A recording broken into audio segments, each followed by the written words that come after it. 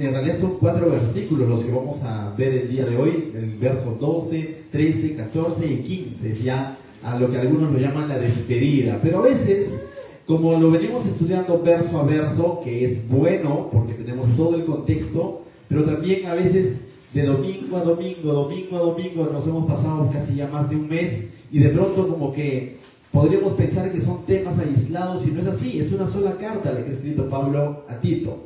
Y ha tratado quizás no diversos temas en sí, sino temas muy relacionados, pero le ha dicho una serie de cosas a Tito, ¿no? Primero vimos cómo es que Pablo dejó a Tito, ¿dónde? ¿En qué lugar? ¿Se acuerdan? En Creta, ¿no? En la isla de Creta. Y dicen los entendidos de que en esa isla no había una sola iglesia, es decir, un solo local. Aunque la iglesia del Señor es uno solo, sino era una serie de iglesias en la isla de Creta, ¿no? En los cuales Tito estaba como a cargo de esa serie de iglesias, ¿no? Tampoco estamos hablando de decenas, no eran unas cuantas iglesias en la isla de Creta, pero todos tenían una misma realidad, estaban en un lugar ideal, no, un lugar,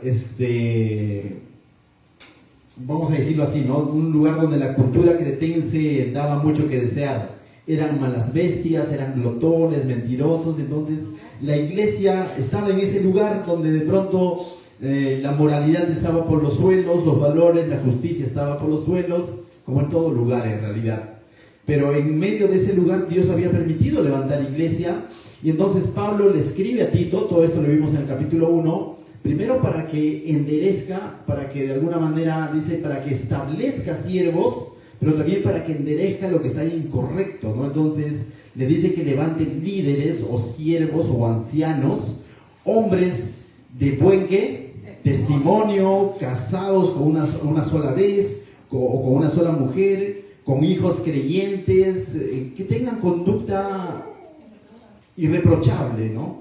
Entonces le da una serie de características que deben de tener estos líderes que Tito ahora es llamado a establecer en cada una de esas iglesias que estaban en esta isla, ¿no? Entonces, y eso, qué bueno, esa es una primera medida para de alguna manera enderezar lo que se estaba torciendo o lo que estaba siendo mal influenciado por la sociedad.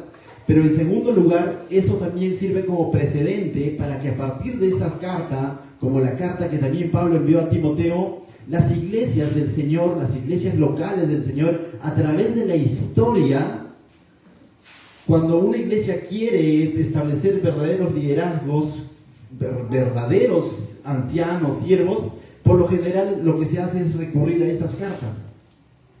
¿Me dejo entender? Entonces sirvió también como precedente para que a través de la historia diversos siervos de Dios, diferentes hombres de Dios, establezcan con estos criterios que Pablo enseñó aquí a Tito y también a Timoteo, ¿no? Entonces ahí vemos lo importante, en parte como que de esto malo el Señor siempre saca algo bueno. Por eso dice que a los que aman a Dios, todas las cosas le ayudan a bien. El Señor siempre saca una enseñanza y el enemigo no se sale con la suya, como se dice, ¿no? Pero también le advierte sobre la cultura cretense, ¿no? Especialmente le advierte sobre un grupo de personas llamadas los judaizantes. Estos judaizantes de alguna manera enseñaban doctrinas que dice erróneas con una intención de ganancias deshonestas. Es decir, eran los famosos lobos vestidos de ¿qué? De ovejas o de pastor, ¿no? Pero eran lobos. Entonces, su intención era otra, su enseñanza estaba distorsionado de lo que realmente era la enseñanza de Cristo, y más enfatizaban sus tradiciones, o se creían doctores de la tradición judía, ¿no? Pero tergiversada, por así decirlo, o mal entendida. En el segundo capítulo vimos cómo es que ya Pablo pone su énfasis sobre la famosa sana doctrina. Es decir, ¿qué es doctrina? Enseñanza. ¿Qué es sana? No adulterada. Entonces, sobre la sana o verdadera doctrina, ¿no? Entonces Pablo le dice que de alguna manera, no solamente le dice que enseñe esto, como le dijo en algún momento a Timoteo, sino que le dice que enseñe que todo lo que él va a enseñar en la iglesia esté de acuerdo a la sana doctrina. Y en ese sentido Pablo da consejos prácticos a Tito, consejos prácticos de conducta básicamente, que está de acuerdo o es congruente ¿Con la qué? Con la sana doctrina. En otras palabras, lo que está diciendo es, si los hermanos o los hermanos de la iglesia realmente han creído en la sana doctrina, ¿y qué es la sana doctrina? Realmente han creído en Cristo, en la salvación por gracia mediante la fe puesta en Jesucristo, entonces su conducta tiene que ser de la siguiente manera. Entonces Pablo le dice a Tito de cómo es que se debe de conducir la iglesia, y hace referencia a ciertos tipos de personas: ancianos, ancianas, jóvenes, jovencitas, e incluso le habla de las personas que de pronto trabajan o tienen, o en este caso dice, ¿no?, tienen amos. En ese contexto, hoy en día podríamos decir a aquellas personas que salen a trabajar a algún lugar, incluso en ese lugar tú tienes que glorificar a Dios con tu conducta. Entonces, Pablo en este segundo capítulo no se detiene a enseñar la sana doctrina, sino da por entendido de que ellos ya han recibido la sana doctrina, y lo que está haciendo es de que su conducta esté de acuerdo a esa sana doctrina. Y luego también les explica sobre cómo es que esta gracia, y aclara que hemos sido salvos por gracia, pero ¿te acuerdan que la gracia no solamente salva, sino que decíamos transforma, ¿no? Entonces Pablo le dice que realmente tiene que haber evidencias de esa gracia redentora del Señor. Ciertamente aclara que hemos sido justificados, santificados, redimidos o regenerados por obra de Jesucristo, no por obra nuestra, sino por obra de Jesucristo en la cruz. Pero le dice, ustedes tienen que mostrar evidencias, los famosos frutos de una verdadera conversión. Y es necesario entender el orden.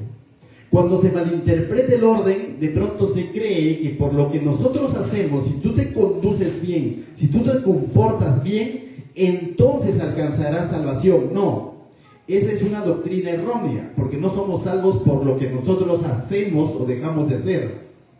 Lo que está enseñando la salvación por gracia transformadora es de que si tú realmente tienes a Cristo en tu vida y estás en esa comunión con el Espíritu Santo, entonces van a tener que haber frutos, evidencia.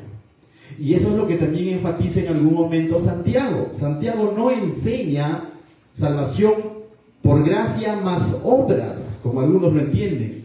Tienes que entender que la salvación es por gracia y también tienes que obrar, entonces, para que seas salvo. No, es que si tú realmente has entendido o has recibido la salvación, has creído en Cristo, has comprendido que tú no puedes hacer nada para ser salvo, sino que Él, por la obra que Él ha hecho en la cruz, tú eres salvo, y ese es un regalo de Dios. Santiago dice, pero si esa fe es verdadera, entonces, ¿qué dice? Muéstrame tus obras. Tiene que haber una transformación interna. Yo no le puedo exigir a una planta que dé frutos si la planta no está conectada a una fuente, por así decirlo, ¿no? Si no está enraizada, entonces por más que le diga, tiene que dar fruto, no va a dar. No le puedo exigir a la cizaña, sino tiene que dar fruto, y si entonces te conviertes en trigo, no. El trigo da fruto porque es trigo. El cristiano da fruto porque es cristiano, porque nació de nuevo. Y también es bueno aclarar lo siguiente. Cuando se malinterpreta esto de las obras o de que debemos dar evidencias de que realmente somos salvos, a veces se cree que entonces, si yo soy moralista, si yo guardo ciertos valores, soy educado, no hago daño a nadie, entonces probablemente me merezco el cielo, y así no es. Eso sería una salvación, ¿por qué? Por obra, el cual no compartimos. Amén. Entonces, vamos ya al capítulo 3, vimos que también les recuerda, ¿no?, lo que te acabo de decir, ¿no?, de que sean obedientes. Incluso una manera práctica de mostrar tus obras o mostrar evidencias de que eres un creyente genuino era, dice, obediente a las autoridades, ¿te acuerdas? Luego que sean amables con todos, dice, ¿no? Sean amables con todas las personas. Es algo difícil, pero el Señor está diciendo, tú ya has recibido del amor de Cristo, entonces si tú le permites al Espíritu Santo y tú te dispones, Él lo va a hacer.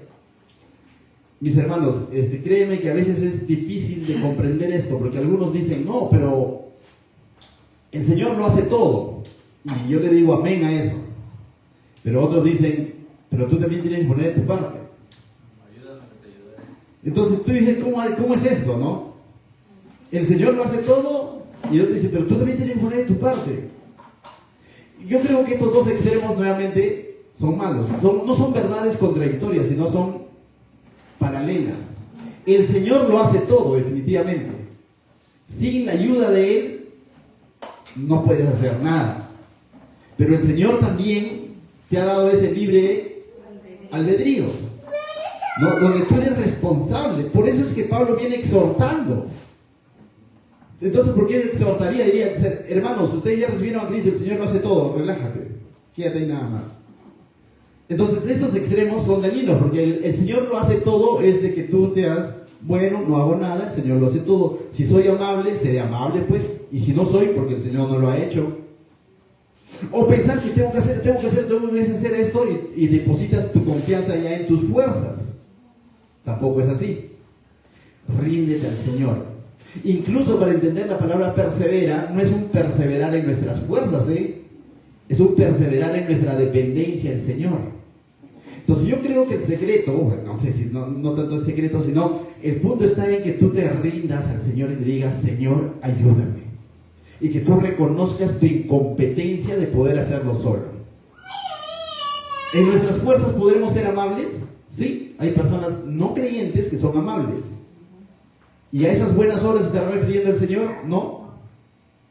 En nuestra fuerza podemos ser solidarios. Hay muchas personas que son solidarias. En nuestra fuerza podemos ser mansos. Sí, podemos ser mansos.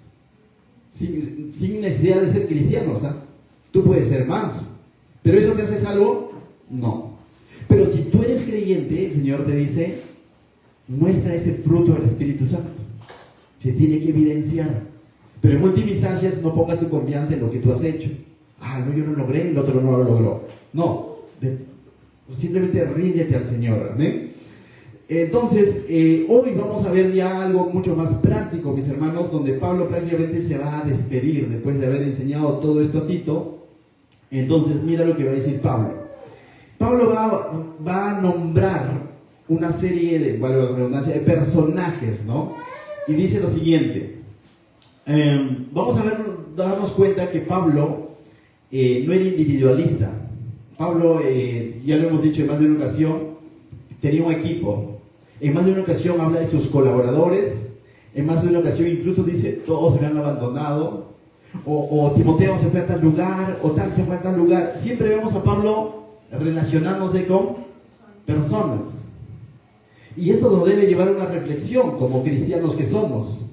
Si Pablo, siendo Pablo, necesitó colaboradores para poder realizar la obra de Dios, ¿cuánto más nosotros? Si Pablo, siendo Pablo, necesitó estar sumergido en ese cuerpo de Cristo que tiene muchos miembros y muchas veces fue ayudado por ellos y él ayudó también a ellos, muchos de ellos quizás ya han hecho el desplante y lo han abandonado, y en muchas ocasiones muchos de ellos le han mostrado su afecto también, y otros, incluso los de Filipos, le han mostrado su ayuda económica. Pablo, siendo Pablo, de la misma manera, entonces eso nos tiene que llamar a una reflexión. No puedo pretender decir, yo sirvo al Señor solo, a mi manera. El mismo Señor Jesucristo, dijo alguien, ¿llamó a quiénes? A sus discípulos. Y entonces, mis hermanos, cuando servimos al Señor, ahí viene la importancia de valorar que pertenecemos a una comunidad, a una familia, a una iglesia, a un cuerpo. Es necesario que te involucres con otros creyentes como tú para que puedas servir al Señor. La nariz fuera del cuerpo no va a poder hacer nada, pero dentro del cuerpo es muy importante su función. ¿Amén? Incluso tu dedo meñique fuera de tu cuerpo no podría hacer nada. Haz la prueba. Ahí tenemos sierra eléctrica, ¿no? Y no va a pasar nada. Entonces vemos aquí a Pablo estos nombres que él nos menciona siempre es de suma importancia. Por eso que pusimos como título a esta enseñanza, comunión en la obra de Dios. ¿Ya? Comunión en la obra de Dios. Dice, vidas que sirven juntas la huella real de la gracia. Entonces, en las cosas del Señor, mis hermanos, no hay llanero solitario. Desde la vieja escuela sabemos quién era el llanero solitario, ¿no? Y alguien dijo, hasta el llanero solitario tenía un compañero, no era tan solitario. ¿Quién era tu compañero? Eso ya no ve, ¿no han visto? Bueno, José sí debe saber de esa época, como yo. Toro se llamaba el compañero del llanero solitario. Toro. Sí. Él era su compañero. Bien. Entonces, he hecho una ilustración anacrónica, fuera de contexto, porque casi nadie me ha entendido quién es el llanero solitario. Tengo que actualizarme. Bien, hermanos, entonces, veamos. Verso 12, vamos a ver instrucciones personales de relevo. Qué importante es a veces relevar personas, ¿no? Dicen algunos que es difícil hacer relevos en todo ámbito, en todo grupo humano es difícil hacer relevo porque siempre está el pensamiento, quizás lo va a hacer, no lo va a hacer tan bien, mejor lo hago yo. Pero tenemos que aprender a relevar. Uno de los consejos que recibí tiempo atrás fue ese, justamente, de una persona muy, creo yo, sabia en el Señor. Me dijo, tienes que aprender a delegar, o en otras palabras, a que alguien te releve. No puedes pretenderlo hacerlo todo. Y vemos aquí a Pablo, mira, dice, cuando envíe a ti, ¿a quién? A Artemas o a Tíquico, apresúrate a venir a mí en Nicópolis. Pregunto, Tito ahora está haciendo, Pablo tiene la confianza o la fe de que Tito va a hacer bien las cosas ahí. ¿Las cosas te marchaban bien en Creta? No. Difícil, había enemigos, falsos maestros, judaizantes, y se ha encargado de decir, mira, establece esto, pero ahora le está diciendo que ni bien llegue Artemas o Tíquico, apresúrate en venir. Le está diciendo que haga ese relevo, ¿no? Entonces esa misma confianza que Pablo tiene en el Señor de que Tito va a cumplir su función, también Pablo está confiando en el Señor de que Artemas o a Tíquico también van a cumplir esa misma función. Y creo yo que esas mismas instrucciones que le ha dado a Tito, pero por escrito, también antes de que te enviara a Artemas o a Tíquico, le va a decir, miren, cuando vayas, endereza lo que esté torcido. Cuando vayas, establece ancianos con estas características, ten cuidado con los judaizantes. Es muy probable que le haya dado las mismas indicaciones para que haga ¿qué? El relevo.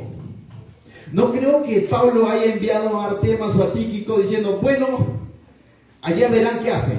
No. Entonces vemos aquí cómo es que Pablo tenía estos colaboradores y hace que de alguna manera Tito haga ese relevo con estos personajes, ¿no? Dice, apresúrate a venir a mí a Nicópolis, porque allí he determinado pasar el invierno, ¿no? Entonces, vemos esa primera enseñanza, mis hermanos, que aunque Tito es un hombre colaborador de Pablo, pero no es indispensable.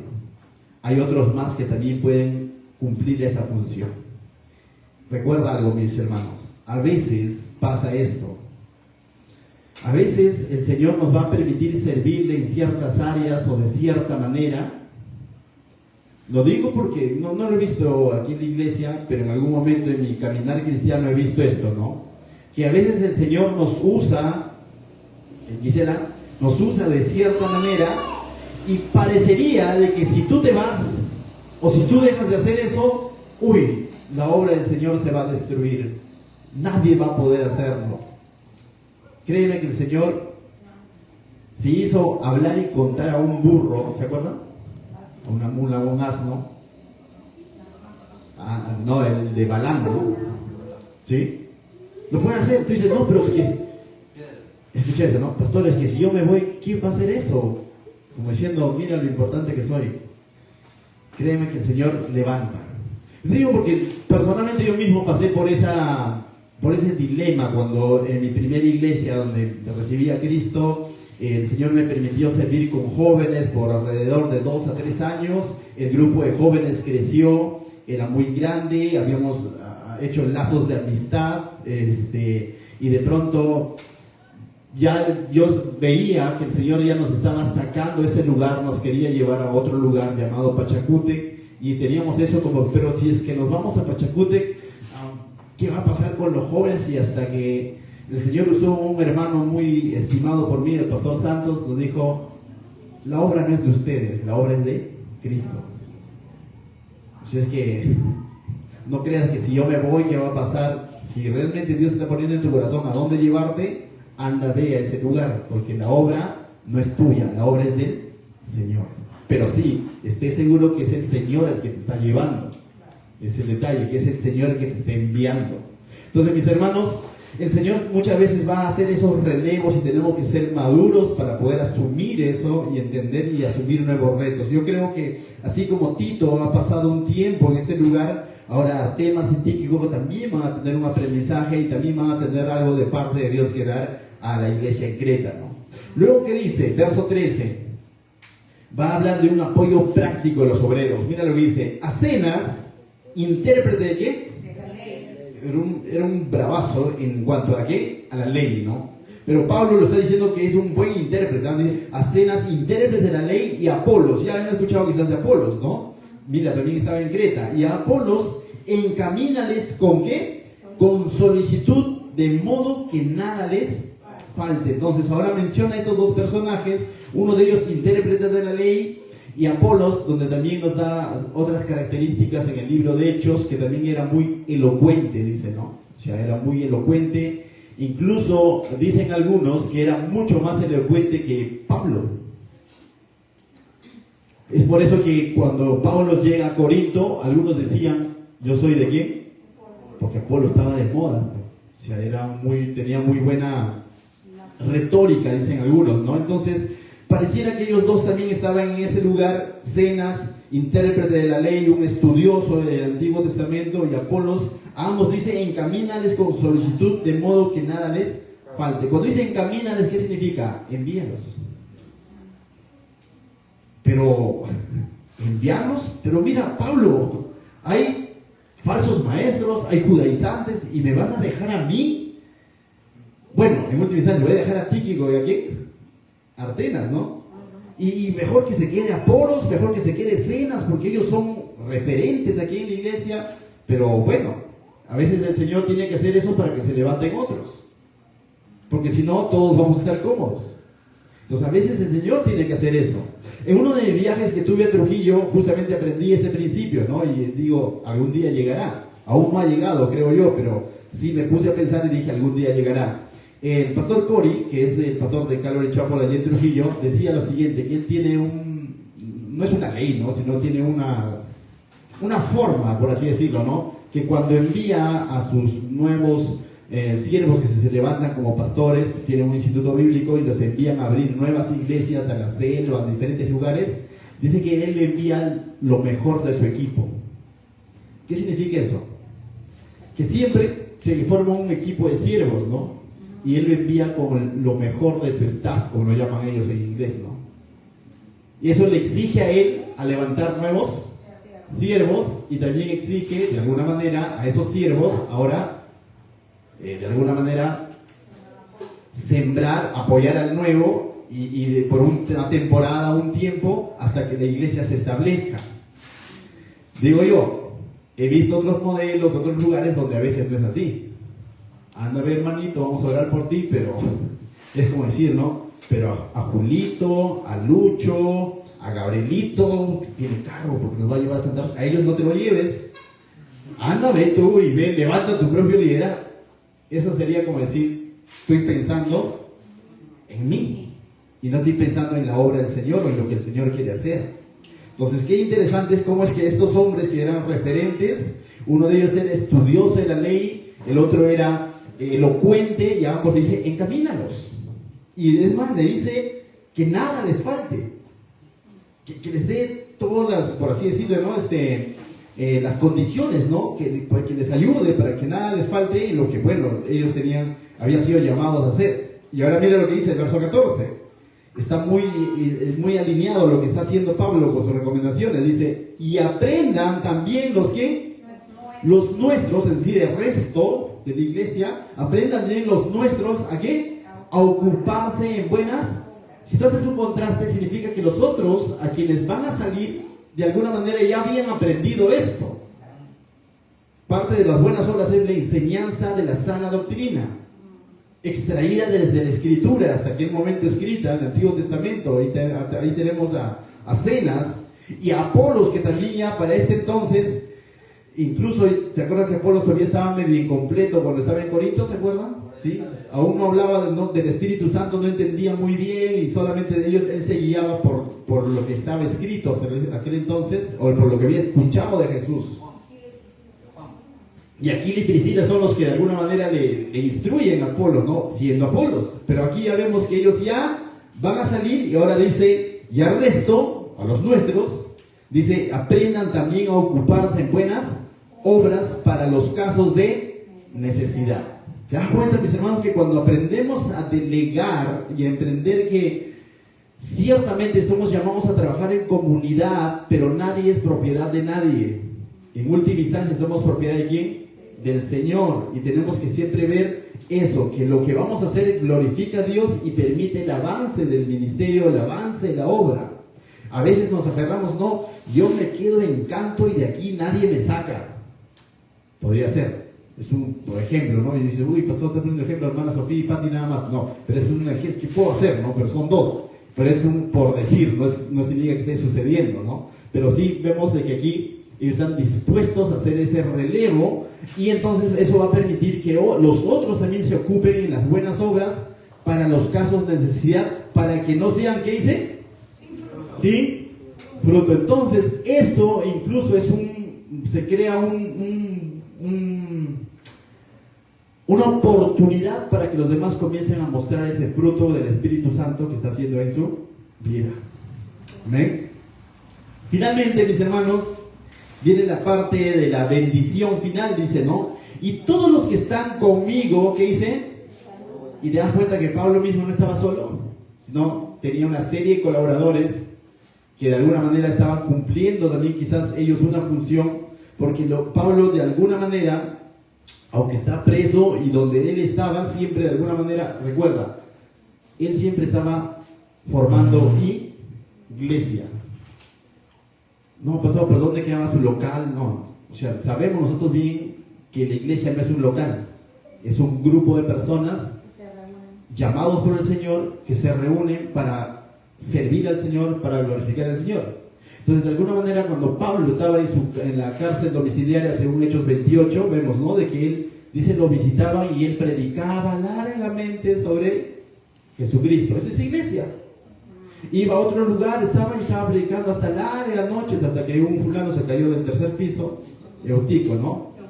Entonces, ¿a dónde vas, mis hermanos? Y esa era la iglesia. La iglesia se estaba moviendo de alguna manera, no estaba encasillada en cuatro paredes. Entonces aquí vemos a un Pablo que también de alguna manera estaba acompañado de otros. Dice, no, todos los que están conmigo te saludan.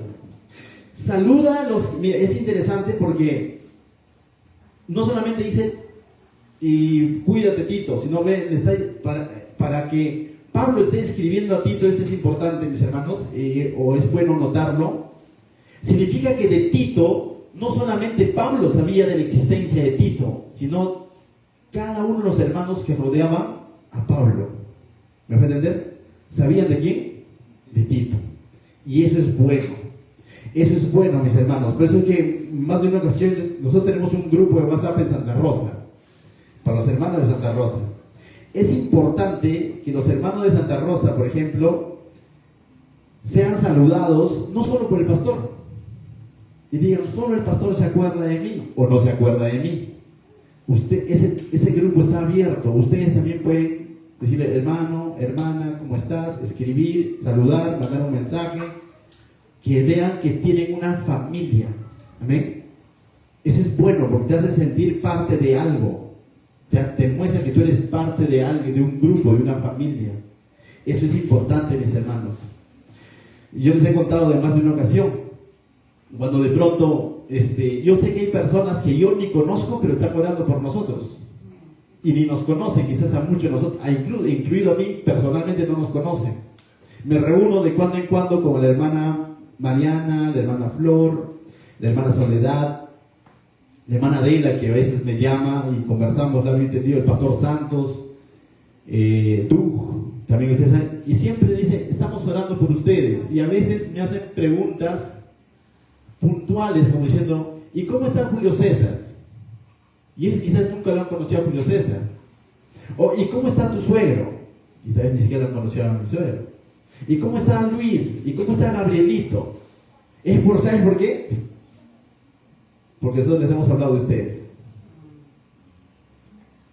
Hemos rajado de ustedes. No te hemos rajado de ustedes, sino que pregúntele la conversación. Y lo otro interesante es que dice, hermano, hemos estado orando con nuestro grupo de oración, como ya son personas mayores, tienen su grupo de oración, ¿no? Hermanas, y hemos estado orando por usted, con la hermana tal, la verdad yo ni los conozco, pero están orando por nuestra iglesia.